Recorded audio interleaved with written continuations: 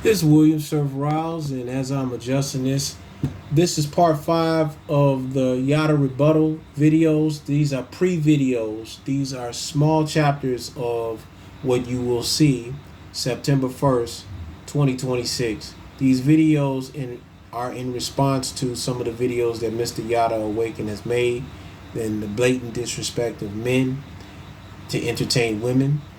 And I'm going to speak on a few things here as I've been doing previously. Pardon the fact that I'm in a tank top. I said I was going to start dressing up a little bit, but you all will see that on the 1st of September. I'm preparing for at least 10 videos based upon what I've noticed about this man. And I'm not dissing anybody, but I want people to actually learn something from a male point of view. This video is dedicated to anyone that is going through a moment in a relationship. If your relationship is ending, or if that person is making you feel a certain way, at the end of this video, I'm going to tell you a story, and I'm going to give you something to use as a defense and as a way of encouraging yourself. You may hear a train in the background because I'm by a train.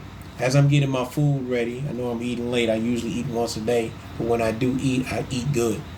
That's one of the greatest things about recovering from a health condition such as cancer, as I had. So I'm going to take you back to 2014, September 1st. Keep that date in mind, and September 23rd. September 1st, 2014, I and now my ex-wife separated, and she moved on to her place, and I was sitting inside of the apartment that we lived in for 7 years. At this moment, my life totally changed. 3 weeks from that day, I had planned to take a trip to Florida to work on a very exclusive and lucrative job that unfortunately had me waiting for 3 weeks. Though I got a decent deposit to get out there, take the Greyhound bus, and take a 30-hour bus ride to Florida, I was able to stay with one of my big bros from Chicago who was doing very good for himself. So I didn't have a problem having a place to stay. As I was getting ready for this, I planned everything, made sure all my stuff was together. But dealing with the fact that I'm no longer with my ex-wife and the treatment that I received from her, it was hurtful, but I had to deal with it. As I was getting prepared for this, I never forget that day. I got my bus ticket, I got my deposit.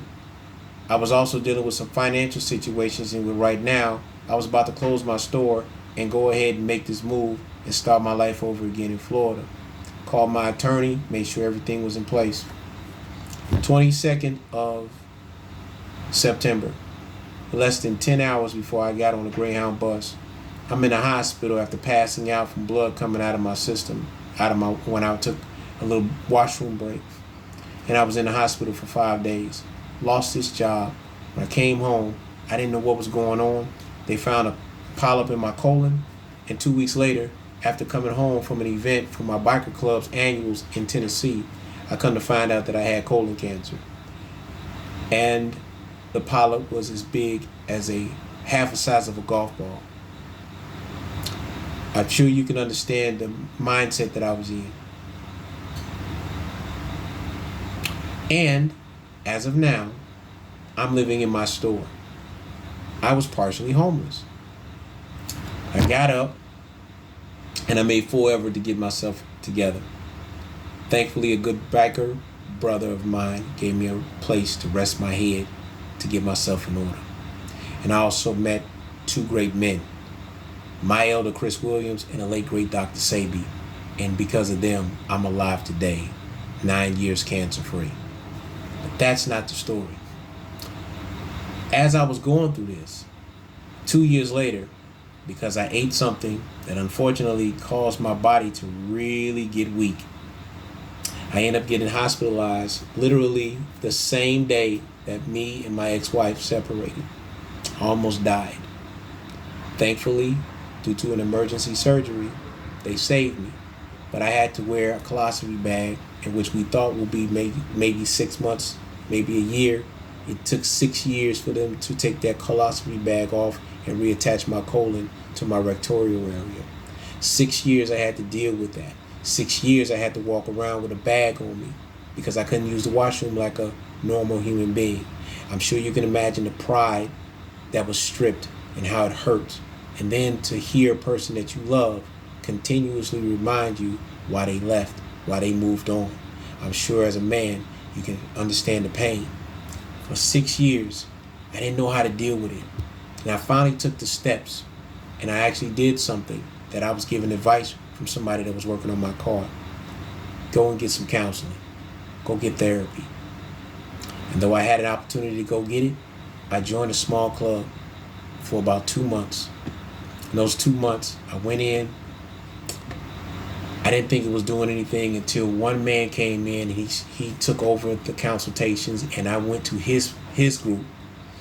And though I went through these meetings, it was the one meeting that I went to that changed everything that I thought about life. This man had you go into a circle, talk about yourself, and everybody around that circle ask you questions. Every man in that room went through a divorce or went through some health conditions. Some were soldiers. And when it came to me, the elder asked me, what is it about your divorce that you can't get over? And I said, the loss. I feel like a loser. And the man asked me, did you cheat on that woman? I said, no. He asked, did you put your hands on that woman? I said, no. Did you disrespect her family? No. You didn't have no babies out of wedlock that you was cheating on and then she came and told her she had? No. Did you disrespect her family? No. Did you screw up money? No, not intentionally. We wasn't broke, we wasn't homeless, bills got paid. Did you love her? Hell yeah. Absolutely. Right then and there, that elder said, everybody clap for this man. This man been in the Super Bowl, he don't even realize it. If a whole bunch of women saw this on the camera right now, the next day you would not be alone.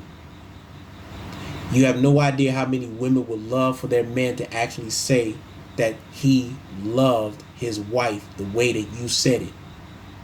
You've been in the Super Bowl, man. Be proud of that. But I want you to do something for me right now. And I want you to mean this when you say it. I want you to say this anytime you feel as if life is giving you a hard time, or even if she says something to you that hurts your feelings, or anybody else that disrespects you. I want you to think about these words, and I want you to say this to anyone that disrespects your character. I, say your name, no longer feel guilty about something that I tried my best to be good at. You chose your road, and now I choose mine. I wish you peace, and I let you go.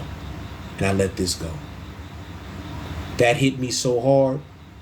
To this day, I remember it, and I didn't have to say it over and over again. I remembered that because that was God talking to me. So I give you these words. If somebody's tripping on you because you only paying 50% of them bills, but you paying it. If somebody tells you you're not man enough, you a dusty bum because you're not working hard to sit up here and be able to take care of all the bills while somebody else is sitting on their lazy butt.